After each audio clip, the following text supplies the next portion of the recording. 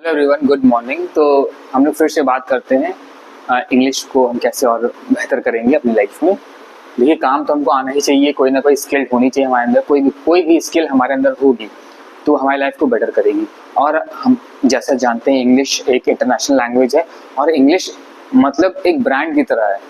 तो जब कोई हिंदी में लगातार बात कर रहा है और कहीं बाहर ऐसी जगह, ऑफिशियल जगह खड़ा हुआ है और वह इंग्लिश में बोलना शुरू कर दे कोई, तो उसका अलग ही इम्पैक्ट पड़ता है। तो इंग्लिश को इम्पोर्टेंट देना चाहिए हम लोगों को, कम से कम आनी तो चाहिए हम लोगों को। जब आपको किसी की हेल्प करनी है तो वहां पर आपको लगता है कि क्या मैं इसको कर दूं, तो आप बोलेंगे ना, क्या मैं इसको कर दूं, तो आप बोलेंगे शुड आई डू इट।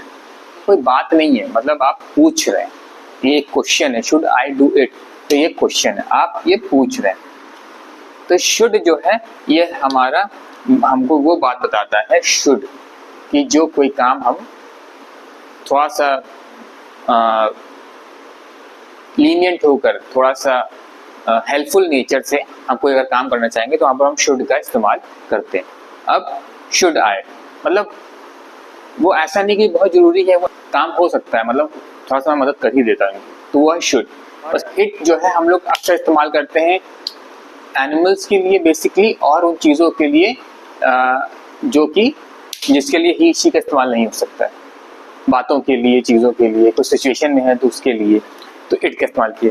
तो शुड आई डू इट, अब वो काम हो कोई तभी तो बोला जा रहा है, तो उसके लिए हम लोगों ने इट किया। और क्योंकि इंटरोगेटिव टाइप का है, हम पूछ रहे हैं एक तरह से, क्या दे मैं कर दूं क्या आपका, तो वहां पर आएगा क्वेश्चन मार्क।